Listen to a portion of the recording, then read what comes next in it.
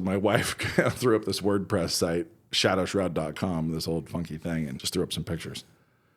And I got up the next morning, and the site was like crushed. Like we didn't do anything except for post, these images on the site, and it just went. And by the time I was eating Cheerios at 8 in the morning, it was hundreds of thousands of uniques. Did tons of interviews, did all this stuff. And yeah, I had so many death threats. So many death threats. Met a ghost of a king on the road when I first fell. Fire burning to my knees I fell. Met a ghost of a king on the road. Welcome to 161, everybody. Yeah. 161 SASF. When will we learn our lesson and stop doing this is the question.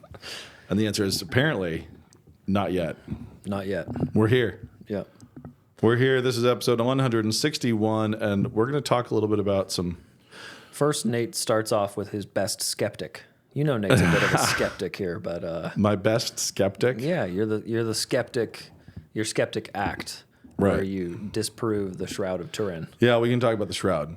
The Shroud of Turin. And yes, I am a skeptic when it comes to that. I'm not generally a skeptic. So... Okay. I mean, you have to have a reason to be skeptical. I don't think that skepticism is a good default setting. The David Hume approach to life is not one when I for read happiness, Herodotus, if I think he has incentive to be lying, or there's human pressures to be lying, anything I can see like that, then yeah, I could be skeptical of something. But if there is no reason to think that he would lie about this, he says, I have seen these things. Then I take him at his word. I'm like, so okay, apparently he's seen the flying vipers. Flying snakes. He has seen Yeah. the winged snakes, the jaculus vipers that I steal in the Ashtown Burial series. I'm not just impulsively a skeptic. Right. How do you feel about Bede while we're talking about skeptics? Bede? The Venerable Bede. The Venerable Bede? All of the... it seems like he has a vested interest in the monasteries that were existing at that time. I'm a little more open to Geoffrey of Monmouth than the Venerable Bede. But at the same time, I also do hate the modern approach to be like, well, that couldn't have happened because I haven't seen it. Right. Which is, like you're saying, is a gross way to live life. I was just in a conversation with another writer, a TV writer, and we were talking about modern contemporary representations of the ancient world or other cultures like the show Shogun. These attempted immersions into different ways of existing. And the traditional screw up of, treating the people there as if they knew better, and they are modern secular skeptics inside of that ancient culture. So little things like Maximus in Gladiator, you see him as a real, authentic Roman. He actually believes. He's actually adopted this worldview. He's inside this worldview. That's a far more convincing character and a better story than when he's actually a modern American in an outfit. Yeah. And so everybody else might be mystical, but he's not. The other thing that happens is you'll see the representation of priests or religions or things like that where the priests all know better and it's a fraud. Yeah, it's entirely corrupt. It's entirely a fraud. They all know better. They're liars and they're just doing card tricks. Right. As opposed to there were actually powers. There were occult powers and demons and so on. Anyway, we were talking about ancient Egypt. Okay. And he was talking about how he could never understand an ancient Egyptian who actually would reference the power of Horus or something. Like that doesn't make sense. They wouldn't actually believe that. And it's like, well, in order to tell that story, we have to give them credit for what they actually believed, and also not think them immediately morons. That there could have been a deity, a power that they were having to placate and serve. Not all of them, but it's just weirdly patronizing and snobby to think that we knew better about every corner of the world, that there were no misbehaving principalities or powers in that culture. Well, I mean, at just that the time. question of, we're going to sacrifice one of our prettiest women every year in a volcano. Does that just keep going forever unless there's something that's going on behind it? Like, or the sacrifice of children. Right. It's like we need your firstborn. You have to kill your baby now. It's like, whoa. I mean, that's crazy. And you can see hysteria and crowd hysteria getting there, but can it sustain for generations? You know, it seems it's like pretty wild. The incentive structure changes. Did the Aztecs know that what they were doing was fraudulent? Did the other peoples in Central America all know this is just a ploy to control the simple people? This whole thing we've done where we're building these complex structures with our bare hands in the jungle while dying and then, you know, conducting human sacrifices over these altars. It's like there's more to it than that. It's not just insanity. You can't look back and say they're all nuts and villains. There's something to it. So all this to say... They just found another one, by the way. I don't know if you saw that, but yet another Tower of Skulls. Yeah.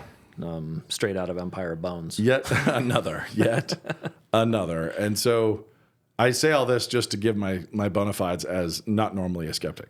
Right. So when it comes to the Shroud of Turin, I am not just a skeptic. I know better. And I think everybody else knows better too. Well, you made that point, right? Is that you should know without doing any testing. Yeah. That the shroud is not real. So I had always dismissed the Shroud of Turin as a medieval forgery because there were tons of relics and things like that. I'd not looked into it. I'd not studied it at all. Mm-hmm. And the year was, I believe, 1999 or possibly 2000 when I was sitting in the graduate school classroom. And let me start by saying I'd always believed it was a forgery because I believe the Apostle John. Right. So John says... My faith, my lack of skepticism is applied to Scripture. Yeah. Not to medieval forgeries. So, right. So when John says the cloth John and for the I head, are on the same team. The cloth for the head is folded separately from the not rest just of the that. shroud. Okay, so not just that. There were how many pounds of spices? I think it said 70. 100. We're talking about 100 pounds and you know, a lot. Yeah. Maybe it was an 85-pound bag, but we're talking about 100 pounds. Was the Hebrew pound slightly different? Yeah, exactly. So in terms of that, you know, translation to our weight, but we're talking about a big old mess of myrrh. A child's worth, a sixth grader's worth of spices. Yeah, we're talking about a lot of that stuff. Now, where was that? Was that on top of him? Was it under the cloth? Was it on top of the cloth? All of that would affect this. And then he used the plural for burial cloths. Mm-hmm.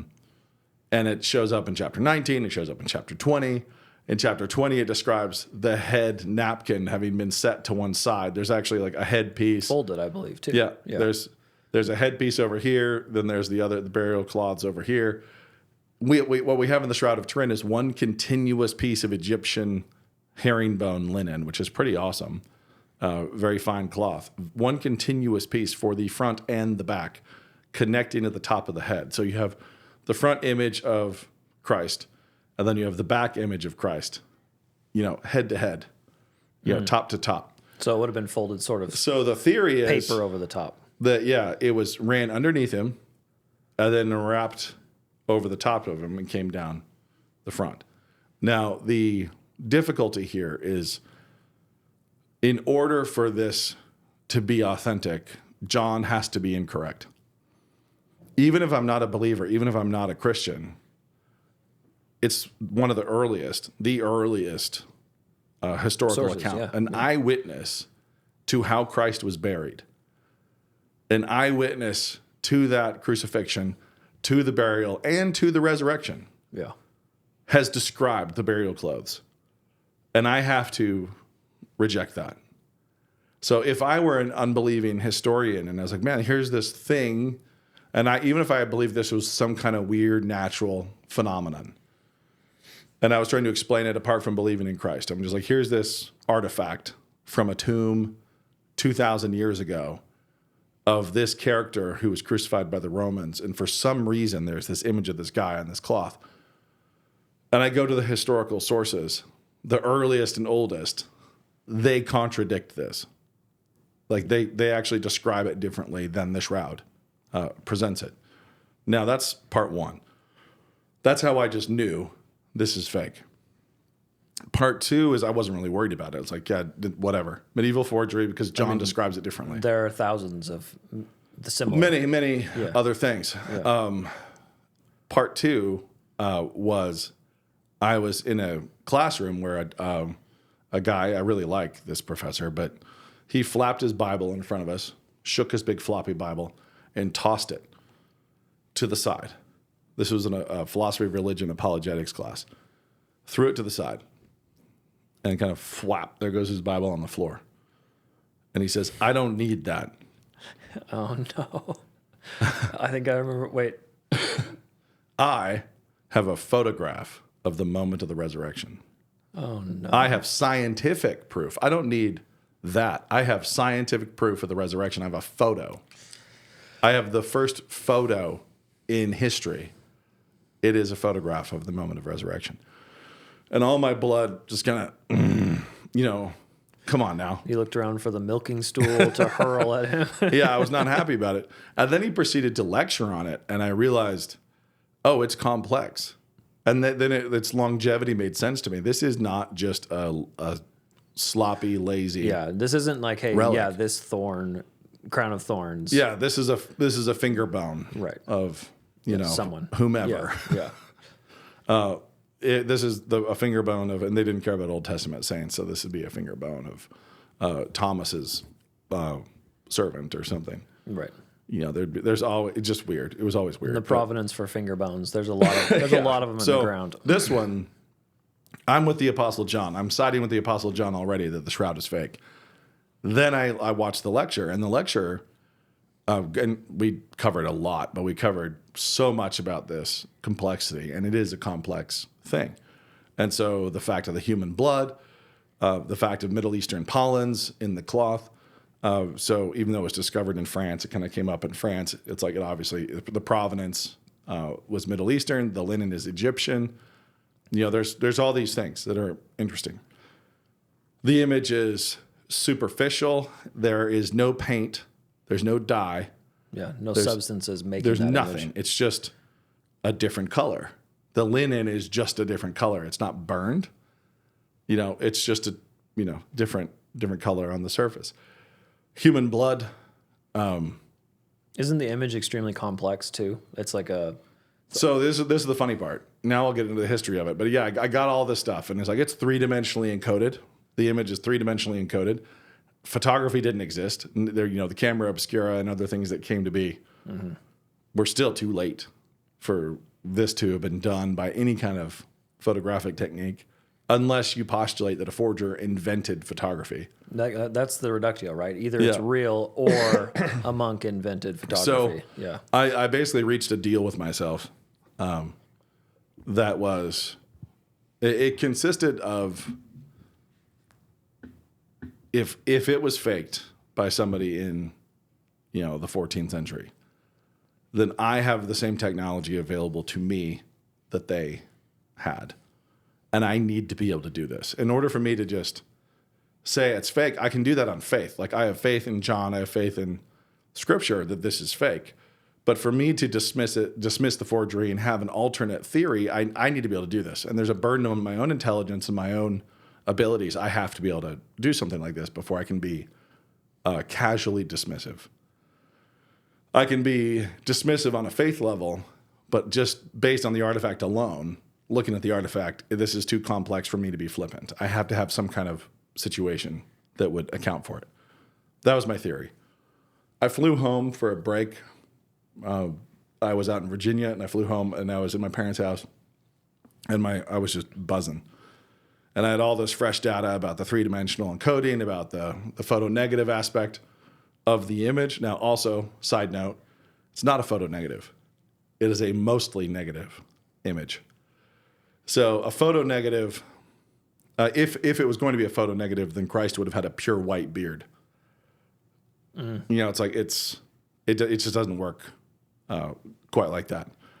So anyway, because the theory is that he glowed as he resurrected and kind of imprinted upon this cloth, right? The theory is in the moment of resurrection when he passed through the cloth. Gotcha. He left this image. This is. And what my professor was saying at the time, and other people as well, that it's the flash, it's like flash photography from the moment of resurrection. Right. So anyway, I'm at home, I'm sitting on my hands in this big comfortable chair. I'm like, what am I nervous energy? Like a thing I would work on when I'm working on a story.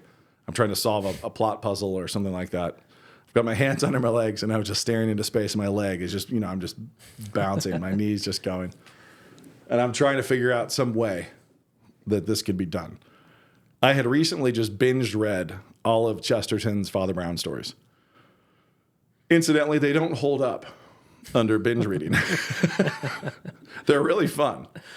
But when you binge read all of them, it's like, okay, like, fine. Yeah. I get it. There's, in every single story, Father Brown comes in and he finds the assumption that people are making that they do not know they're making. He questions the unquestioned assumption. He doesn't dispute some fact. He identifies this, this thing that everybody's assuming that they are unaware of. So he finds the thing they're unaware of. So mentally, as I'm sitting there in my parents' living room with my knee bouncing, power of story, I throw the Shroud of Turin into a Father Brown story. I think it's poetic that I threw it into a story written by one of my favorite Catholic writers to try to solve. So I throw the shroud in there, and I'm like, okay, so Father Brown was faced with the shroud. And the question is, how was this image put on the cloth? That's the thing I'm trying to solve. How would you put an image on a cloth without dye, without paint, without any kind of color modification imposed onto the cloth? How do you actually do this?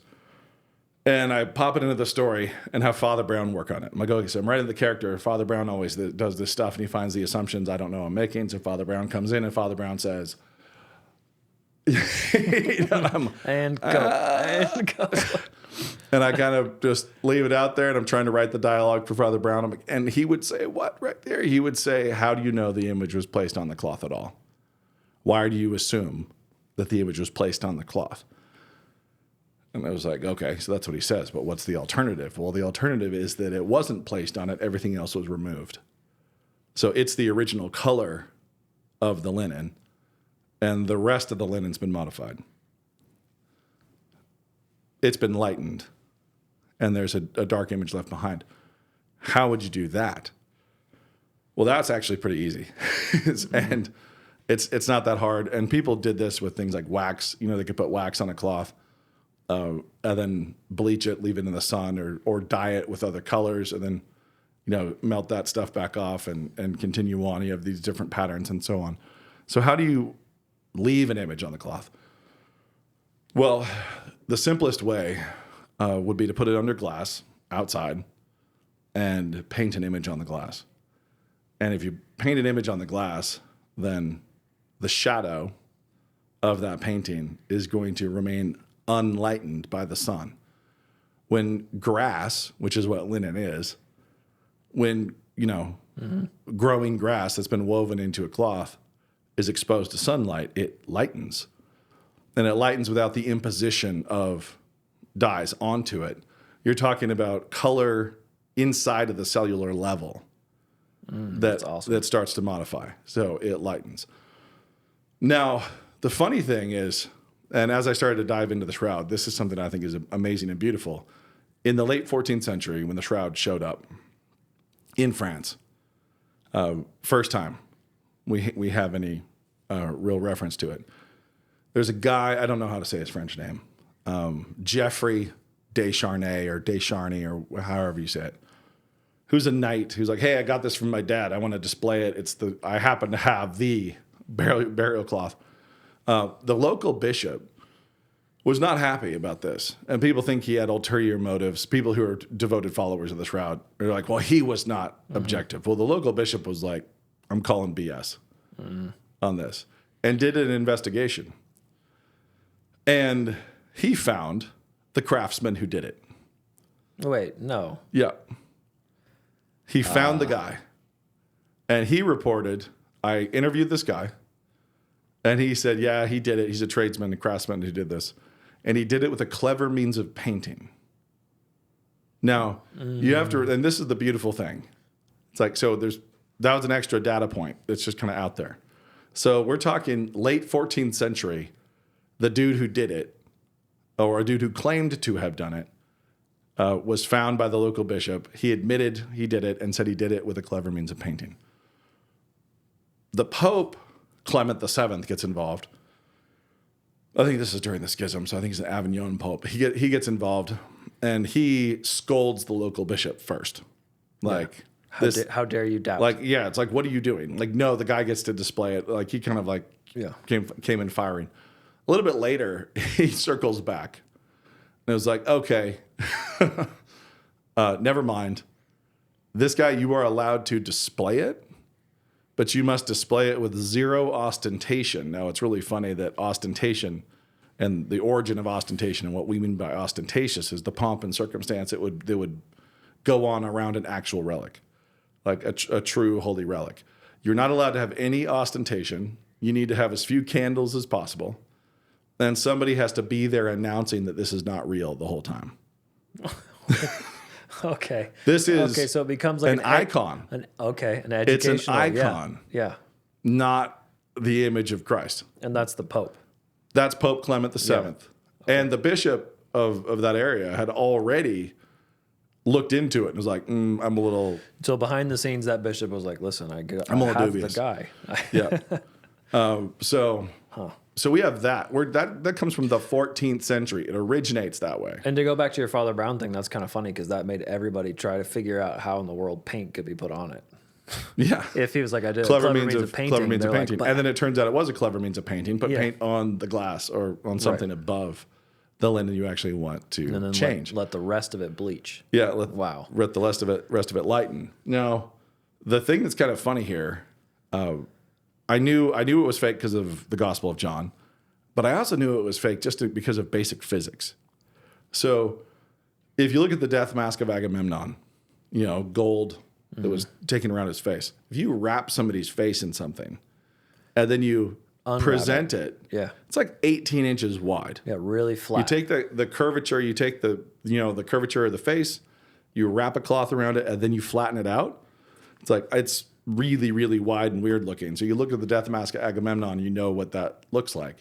This cloth was allegedly wrapped around a dead body, and yet the image is on it as if it were perfectly taut, almost like photo film. It has to be stretched flat. The cloth has to be two-dimensional and then receive a three-dimensional exposure in order to get this image. Yeah. It wasn't wrapped around anything. If a cloth was wrapped around me, like you wrap it around me, and then it's going to be huge. We have an image of this guy with his hands crossed, very narrow head, like actually very narrow head, wide shoulders. Totally proportionate. Yeah, and it's very iconic. So we actually have long fingers. We've got the extra long fingers, which believers will say, well, that's because of the X-ray properties of the resurrection. Those are the inner finger bones, and it's got long iconic fingers. We've tried really hard to undo the work of Clement VII and that bishop. It's got the narrow face, and there's no wrap warp at all. There is no warping at all from the cloth wrapping around something. And that's true for the front and the back, right? Yes, correct. Okay.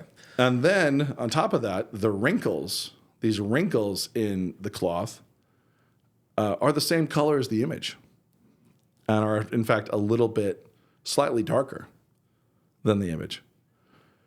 And they span outside of the image into the lightened portion. So what put those there? And we know they were original because some of the human blood actually hit one of the wrinkles and ran in it. So we know this thing was like taut, pressed, and there was even a crease. There's even creases in it. Now, in one of the great crimes, I think, in Shroud history, the keepers of the Shroud, the Catholic Church, whomever it was, removed the wrinkles. They actually restored and got in there and removed that stuff. Hey now. Yeah. So it's like that seems like cheating. Hold on. One other thing, the human blood, if you have ever put a Band-Aid on anything, when you pull it back off, what you'll see is kind of like a thin, smudgy center, and you'll have a crusty, dark edge because the blood moves through the textiles, moves through the fabrics until it clots, and then it forms an actual scab thing. The blood on the shroud is all pretty simultaneously coagulated. There's no what we call bleeding. When something bleeds through something, it travels, leaving a stain behind it. And then the edge is where it all is because of oxygen and blood. The blood that's been applied up to the shroud did not come from wounds. It didn't come from this cloth being pushed onto a bloody wound at all. If it did, we would have a very, very light, very faint trace of it, and then there'd be the coagulated edge. So this is more just splattered on? I think the blood was stirred and painted on. So if you're going to paint blood on something, it's going to keep clotting. Yeah. The top's going to clot. So you're actually like creating almost like you're creating a paint. It's like a blood pudding where you're stirring it. And what that does is you're stirring the oxygen through it. And so it creates a simultaneous coagulation effect. So when you paint that blood on, you have the blood stain, but it's not behaving like blood. It's not behaving like a cloth that was applied. So that kind of was another piece. But the wrap warp was big for me. Now, the thing that's beautiful about this is those credulous, foolish medievals, those 14th century morons, they looked at this and they're like, yeah, that's fake.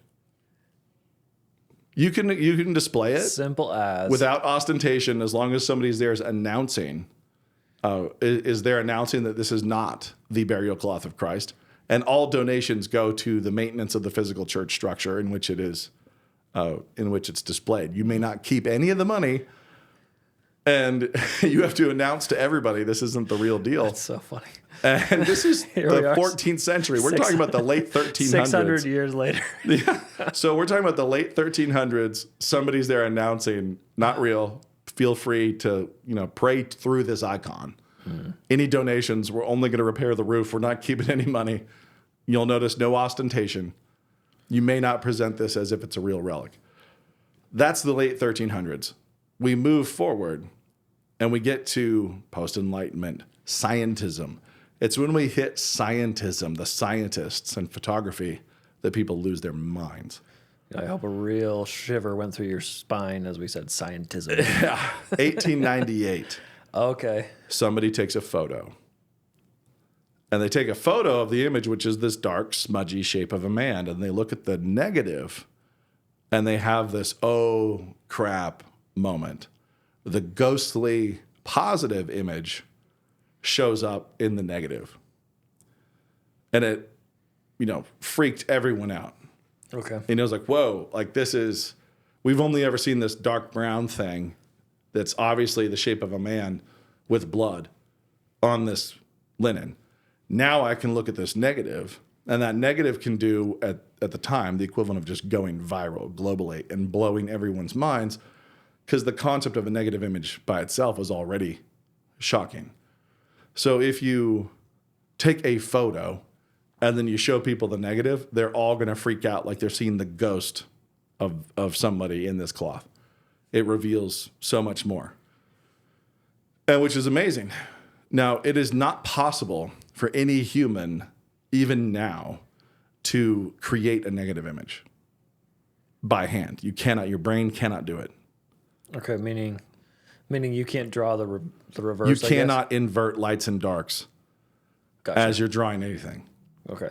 It's just really, really, really difficult. To do it before the concept of negative had even been introduced is, absolutely impossible. So everybody's like, it's real. Gotcha. Starting in 1898, suddenly what Clement VII, the local bishop, and hundreds of years of church history had dismissed as fake from the 14th century in France, suddenly is, blowing minds, and it must be real. Because look at this picture of the man. There's a picture of a man. When you look at the negative, the man comes out, and it melts everybody's brain. And it is pretty spooky. It's a pretty ghostly, cool image. And I think that the fact that it happens naturally, if you paint a picture of a man on glass and leave it over linen in the sun, everywhere where you put the paint leaves a shadow that does not lighten. The shadow is dark. Mm-hmm. And so when you're painting something, this happens naturally if you paint on glass and put it over linen. Not intentionally. You don't need the forger to be aware of what a negative is. You don't need them to be working with negativity. You just need them to be a good painter. Mm-hmm. And they painted an image of a man on glass. And you need the cloth from Egypt. The Holy Land, from Egypt. Yeah, so some crusader needs to have brought back some linen at some point. So that's That's it. Wow. It works. Now in the 70s, somebody ran it through a VP8 analyzer at NASA. And that kind of analyzer analyzes images for 3-dimensional encoding. And shock of shocks, it's 3-dimensionally encoded. What that means is it was exposed from more than one angle. So fitting the theory, as Christ went through, sort of flashed through. That doesn't work. That's what they say? That doesn't work. That would still be 2-dimensional. Okay. So if you were to have a flash happen and hit, you could say you got to negative only if all the darkest bits flashed the brightest. Mm-hmm. Like if you said all the darkest parts of his body flashed brighter and all the lightest parts were dimmer, then you can get to that. However, the 3-dimensional encoding is what happens when you have like a camera here and a camera there, and you set it up, 2 cameras, and we're trying to get enough data to like wrap around my face. So when you translate a 3-dimensional image, which they were using on the moon or something, it starts to interpret lights and darks as distance. Mm-hmm. Instead of just negativity, it interprets distance as well. And so this face comes out. Now, so the face actually pops this kind of hologram effect. A 3D movie. You put on your glasses and and you do that. And in order to do that, you have to have side by side. You kind of have like your side by side lenses, and so it added that extra thing. And so then it all spooked everybody again. Meanwhile, it carbon dated to the mid 14th century, but let's all be honest, believers don't trust carbon dating, and I count myself among them. So whatever skeptics. To that. We're skeptics. Yeah, about whatever to something that. You can carbon date a mechanical pencil to the dinosaur age. Yeah, but that 3D image, just like the negative, happens naturally if you leave it in the sun. So if you put an image over cloth and you leave it in the sun rises over here and exposes the image. So the shadow that's cast by the image on the glass, the shadow's over here. It's like it's at this angle, and then the sun rises, and that shadow, that protected part of the linen's original color, slides, and so it sets over here, and so what you have is this 3-dimensionally encoded image.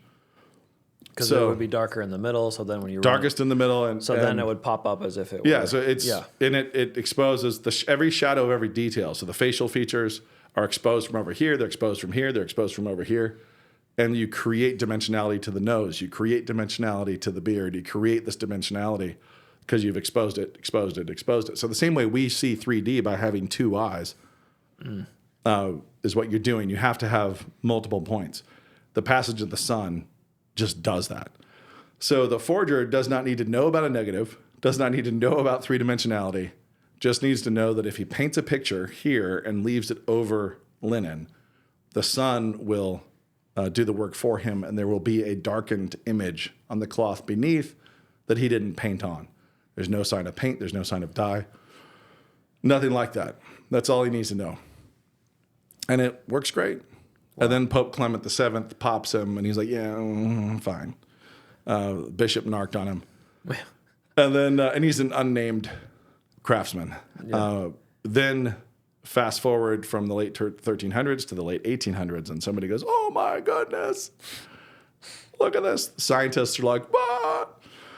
And so when I stepped in, I had my theory. So my knees were bouncing in my parents' house, and I was like, Father Brown asked the question. I'm like, and I started, chasing all the other answers. And then that night at dinner, I was like, hey, Dad, I solved the Shroud of Turin. I've got a theory. And I pitched it and explained all the complexities. And he was like, you need to write a book. You got to do this. And I was like, nah, my itch is scratched. Like, this itch is scratched. Well, he's like, my own little antsiness. I know I'm with John. And also the laws of physics, meaning that there would be a wrap warp if a cloth had been wrapped around somebody. So I'm with John on the multiple cloths, that there's burial cloths, separate ones, not one 13-foot, thing that somehow was taught, that they put it on a canvas and framed it. And then we had a flash, and then we had a flash from another direction and another direction, as there was a 3-dimensional exposure. No. So the physics didn't work. The closest historical documents, even if I'm not a believer, don't work. I am a believer, so I trust John. That doesn't work. And then I came up with a theory that actually could explain it. However, at that point, it's like, okay, that's my theory. I was happy with it. I was teaching at rhetoric at NSA at the time, and my dad stayed on me about it, and it was like 2004, I think. 2004 into 2005, maybe, where I finally was like, okay, let's do this. So I got some undyed linen, natural colored linen, pulled old windows out of my house as I was replacing windows, and had a bunch of friends over, and we painted faces, just faces, on glass. And then I climbed out the bathroom window of NSA onto the roof, the upstairs bathroom window. Which you can't do anymore. It's locked. Yeah, sorry. I wonder who caused that problem. So I hopped out the window onto the roof, and I left these windows out there. And the rest is history. 10 days later, I hopped back out, and I pulled off a piece of linen, and I had a messianic shroud face sitting there. The linen had all kind of lightened, but here was this perfectly rounded, cool image of a head. So took it to a photographer, took a picture. Oh, hey, it's a negative. Ran it through the three-dimensional encoder like the VP8. Oh, hey, it's three-dimensionally encoded. Neat. And there's no paints, there's no dyes, there's nothing.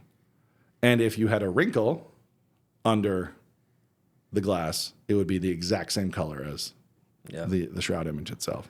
A little darker, actually. So I'm sure the Catholic Church greeted you with great enjoyment and thankfulness. That's a different story, actually. So I was trying to write novels at the time. And I had this thing. I was like, wow. So my wife threw up this WordPress site, shadowshroud.com, this old funky thing. And I threw up my images, just threw up some pictures. And I got up the next morning, and the site was like crushed. Like we didn't do anything except for post this, these images on the site, and it just went. And by the time I was eating Cheerios at 8 in the morning, it was hundreds of thousands of uniques. And then it was just going and going and going, and ABC News came out, and all the stuff was going. And then I wrote an article. Man, it might have been 2003, 2004, but I wrote the article, and it was published in 2005. And I wrote an article called Father Brown Fakes the Shroud. Did tons of interviews, did all this stuff. And yeah, I had so many death threats. So many death threats. And the atheists didn't like me, obviously, because I'm a Christian, but also because I kept saying, for believers, this is an argument over what Jesus was wearing on Easter. It's not actually important. Like, this is just not important, but we should care when people throw their Bible and say, I don't need this, I have a photo. We should care about the basis of true faith. Yeah. And it needs to be truth, not frauds. So I was an out and proud Christian talking about this. This is just an argument about Christ's wardrobe on Easter morning, not a question of whether the resurrection happened. Yeah. And so the atheists were not fond. Right. The other thing they'd been doing is they'd been dismissively ignoring all the complexity of the image forever because they couldn't explain it. So they were just kind of, whatever, there's paint on there. We know there's paint on there. Like, you guys are liars. And I actually took them all at their word and said, I believed them, and then solved it, like assuming that there is no paint, there's no dye, and solved it anyway. So the atheists weren't terribly thrilled with me, and the believers who are Shroud fans were very, very not thrilled with me. Yeah. Well, unfortunately, they'd already thrown their Bible. Yeah. And they're left holding nothing when that works. Colbert covered it when he was on the Daily Show at the time, and he did a little spot called This Week in God. He's like, in the news about Shroud of Turin, he's like, as a side note, I should say, is the sole foundation or my sole reason for my belief or whatever it was.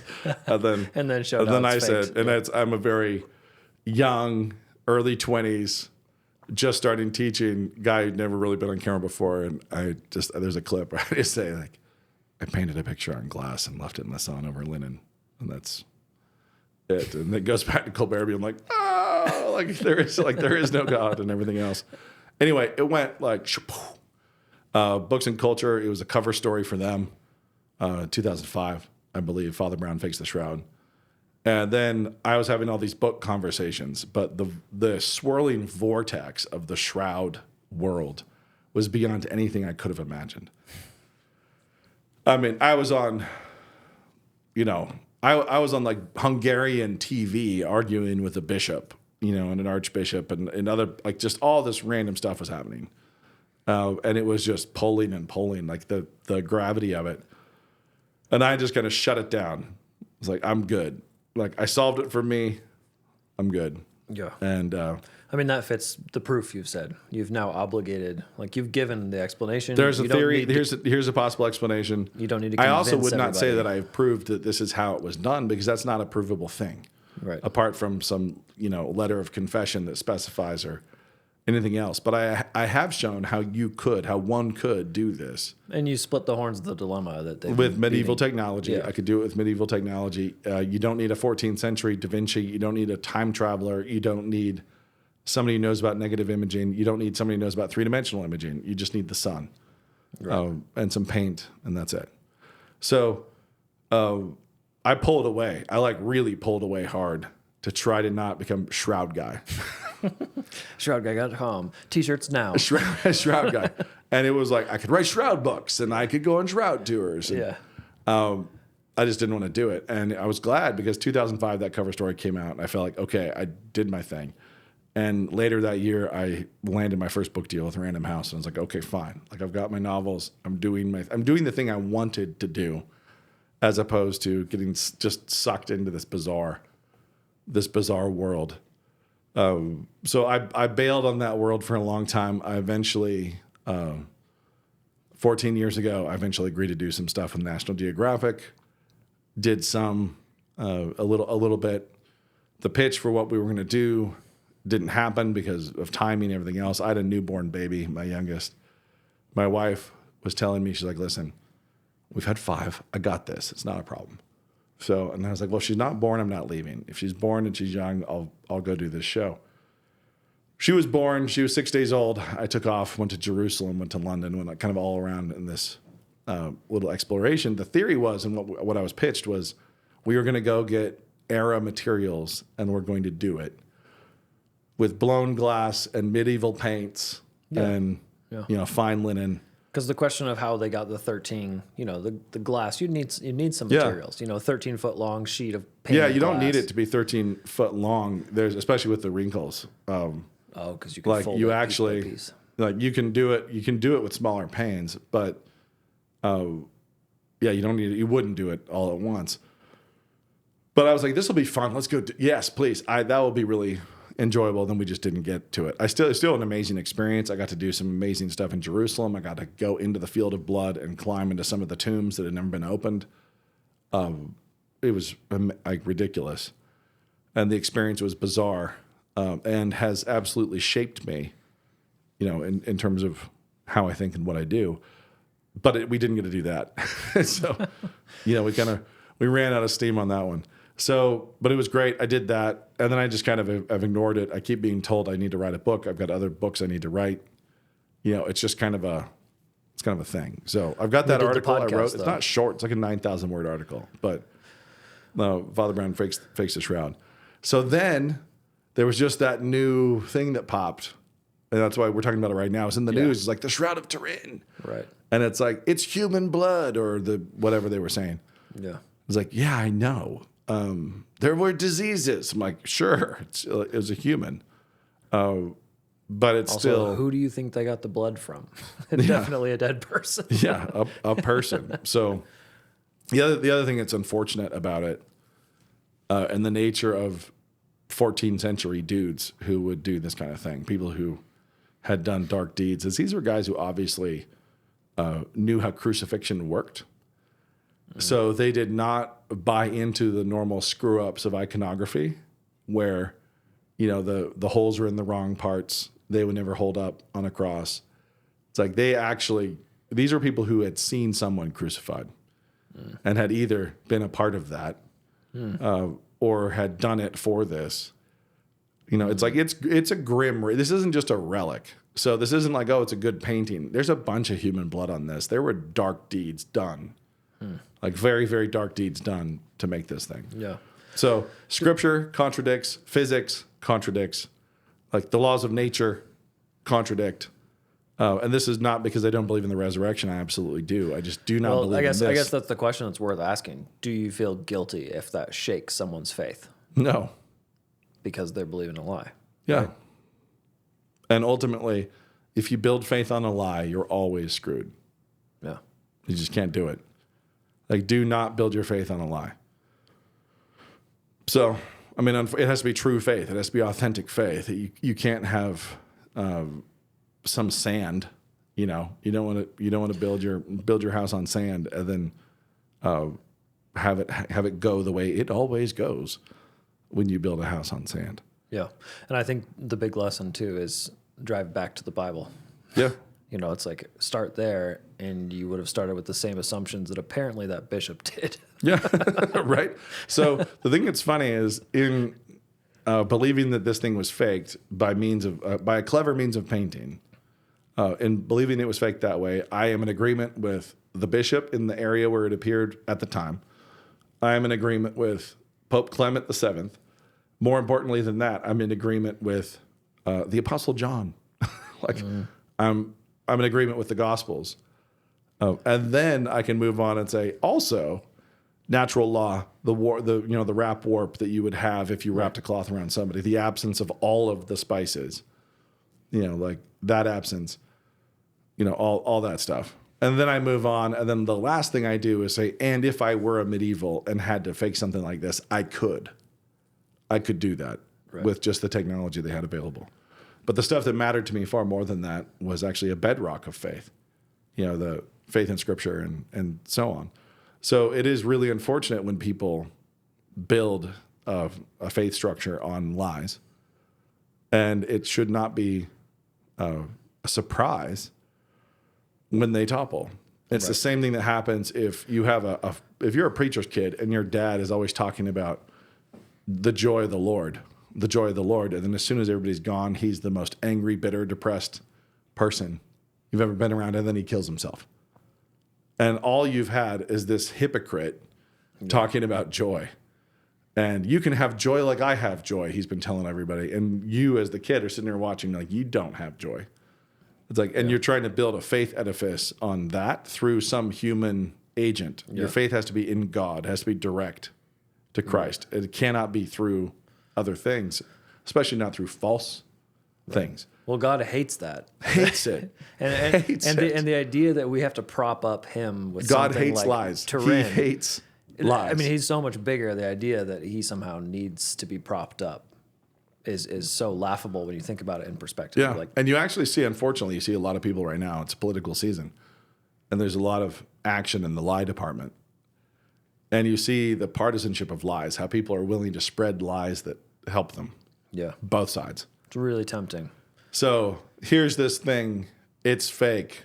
Share, like, tweet. Yeah. Do you have any responsibility to know that that's real? Yeah. Like any burden, or because it benefits you, are you just going to go? Right. And believe anything that benefits you and disbelieve anything that doesn't benefit you. That is a horrible, horrible way to be. And we have a ton of people that way right now. As, we have red and blue going to war for the ultimate power in the world.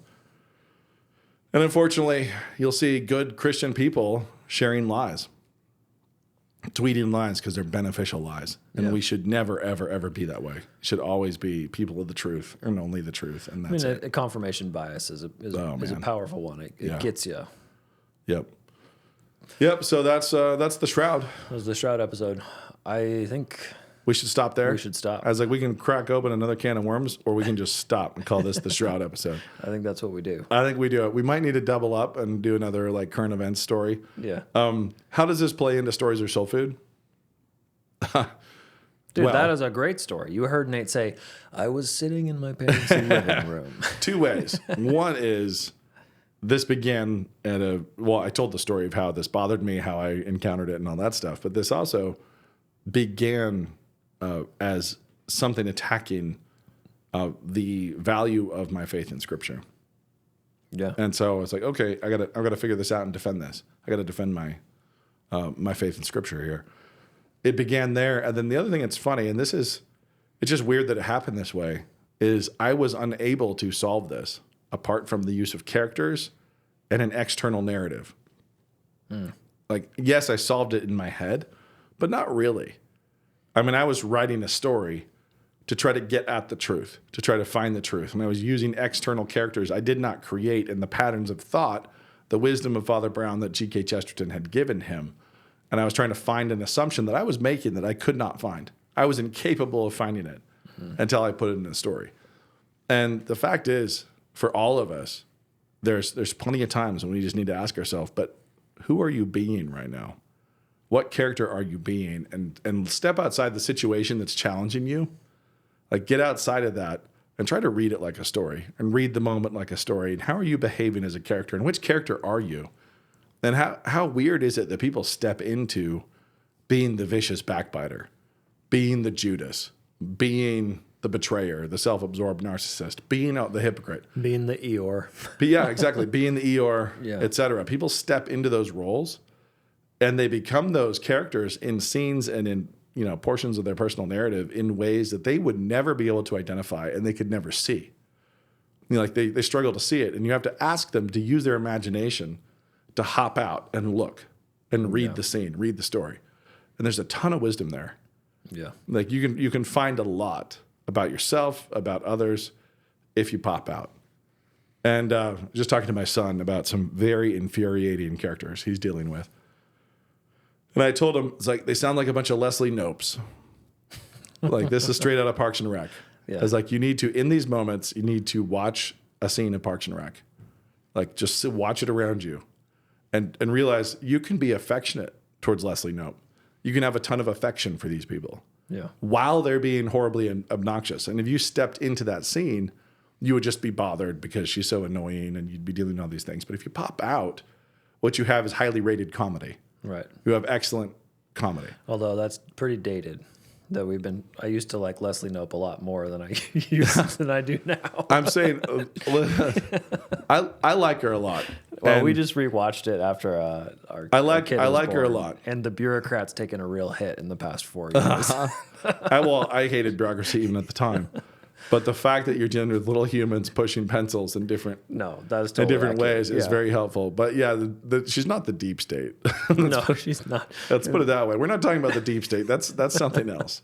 But it is funny to me that it took narrative. It took stepping outside myself and asking a fictional character. And that fictional character was able to answer via imagination. Yeah. When I could not And answer. checks out with what many authors have said about how the character takes life of their own. Yep. And moves somewhere that's amazing. And so in this be any case, other way. I truly believe that I would never have been able to figure this out if I had not been reading Father Brown enough in volume that I was able to write that character. You were actually sick of it.